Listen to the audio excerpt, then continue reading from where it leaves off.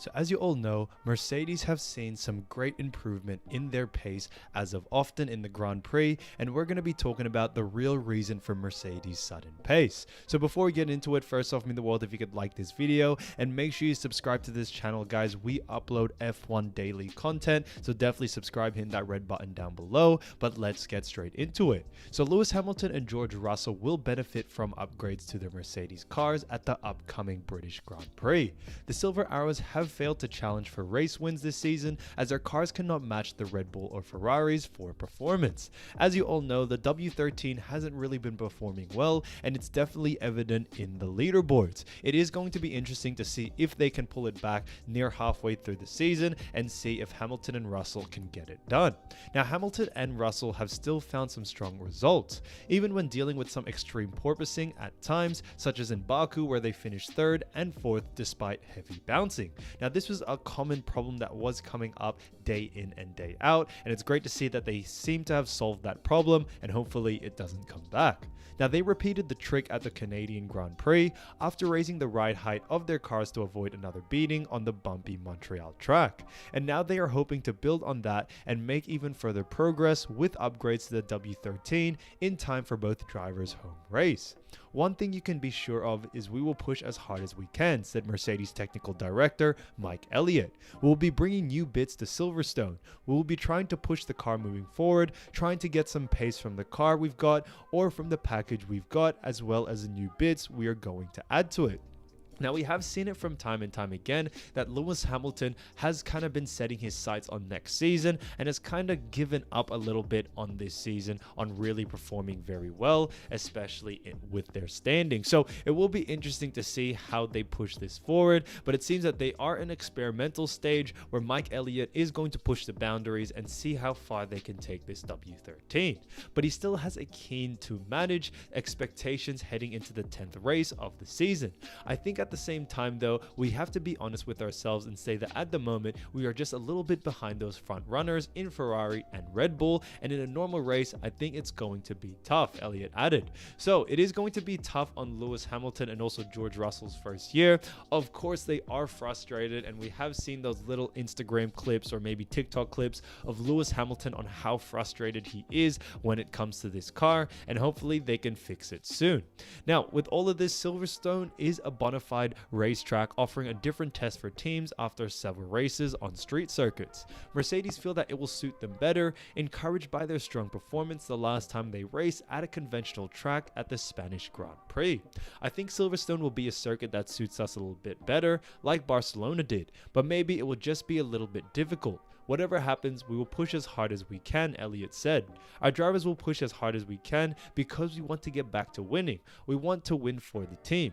We definitely want to win, and we want to win for you, the fans, so let's see what happens. I think it is honestly great to see how well they have performed and how they continue to keep their positive attitude despite their shortcomings this season. Now, they are coming into the 10th race of this season. However, it is looking like they are going to push the limits and really try their best to get this done and experiment in all ways possible, as they still have a couple of races left to go in order to see what they can do to improve the W13.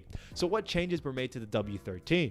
When asked if there were any changes to the narrow side pods, Mercedes top man replied, "Not quite, but we're looking at different front wings, rear wings. There'll be some changes on the floor, so a few other bits and bobs, but a lot development this year is going on under the cars where people don't see it, but this will be a bit more obvious to those looking."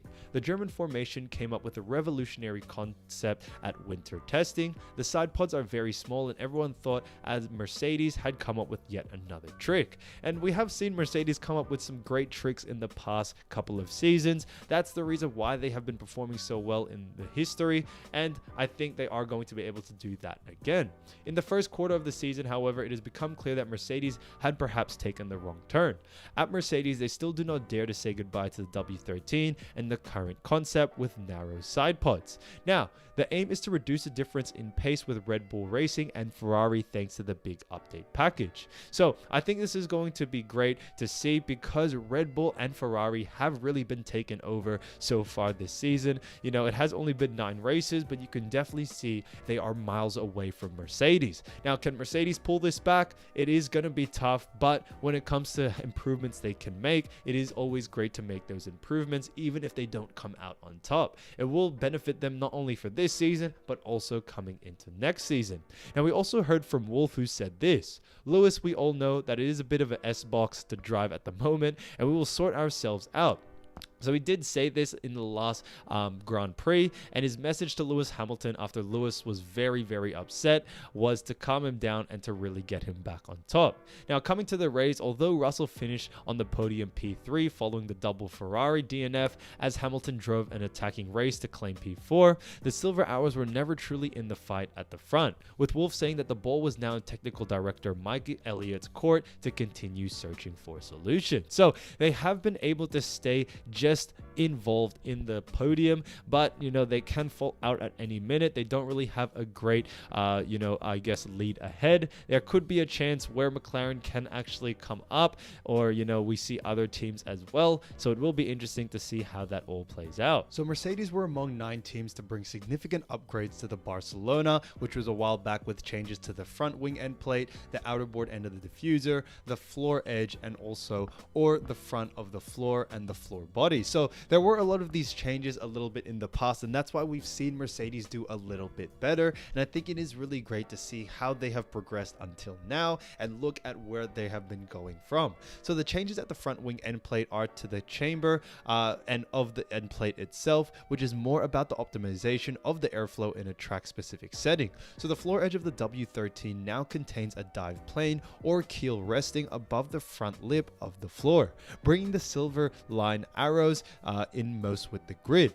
This should help in generating more front and downforce and provides more grip as the drivers enter the braking phases of corners. And I think this is really important, especially for Mercedes' sake. They have been struggling in this field, and it is great to see that they have been combating this with great upgrades. Now, this is due to vortices generated off the edge of the keel, which improves the flow characteristics as the air enters the venturi tunnels of the floor.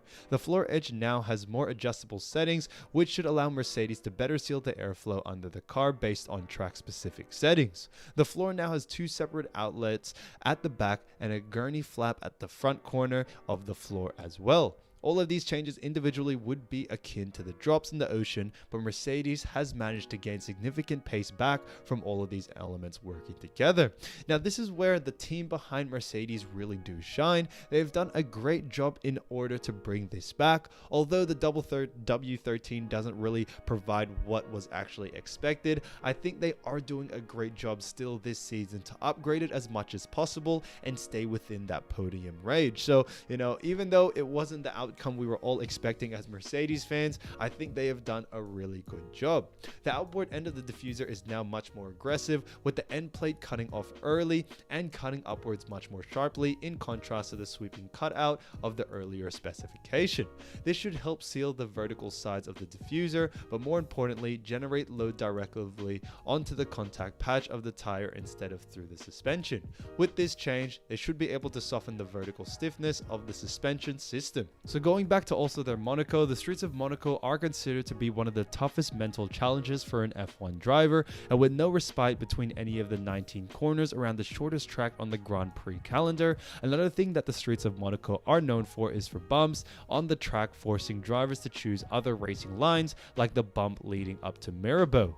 So it appears that with enough speed, even at the relatively low speed of Monaco, the Mercedes W13 is including the same bottoming out and bouncing characteristics of the car at high speeds due to the extremely bumpy texture of the road. This, coupled with the unsophisticated suspension system of the generation of cars, seems to a major hurdle for the German manufacturer and could be a key to unlocking more consistent and reliable performance across different tracks, temperatures, and conditions. Now, like I've said time and time again, Lewis Hamilton has really showed his frustration with the W13, and it doesn't seem like he is going to like it anymore. He also said that he was sick of a lot of the experience they are trying to, really get done by the time the British Grand Prix, which is coming up, comes around, which is on the 4th of July. So stay tuned for that. And, you know, obviously Lewis Hamilton being who he is, it is going to be his home court advantage. So he doesn't really want to perform badly, especially at the British Grand Prix. So hopefully him and George Russell can come together and put up a great performance in the British Grand Prix. Now, could they win it? It is going to be tough. Maybe there may be a miracle that Ferrari and also Red Bull DNF. However, you know, anything can really happen. I can't say never. So, you know, it's going to be great to see and very interesting to see if the upgrades that they are making for the British Grand Prix, if they're going to play out right. Hopefully it does. It does seem like George Russell and also Lewis Hamilton are very excited about this race, especially Lewis being from the UK, and, you know, that's basically, you know, where he's grown up. So, you know, with everything that is going on, there is a lot of confidence with the Mercedes team that they're going to be able to bring it back. Right now, they are sitting in a good position, and, you know, hopefully they can continue to rack up points as time goes on. It is still very early in the season, so anything can really happen. Now, Red Bull and Ferrari have really taken a step further and are really gaining a lot of points. So, you know, in order for them to really go well, they do have to see Mercedes perform really, really well, and also see Ferrari and Red Bull drop. Now, can that happen? Anything can really happen in the game of sports, and I think that's what makes sports so amazing, but it will be a hard test to challenge. So thank you so much for watching today's video, guys. Hope you did enjoy it. Make sure you subscribe to Champagne Podium. We got more videos coming, and yeah, guys, I'll see you soon. Peace.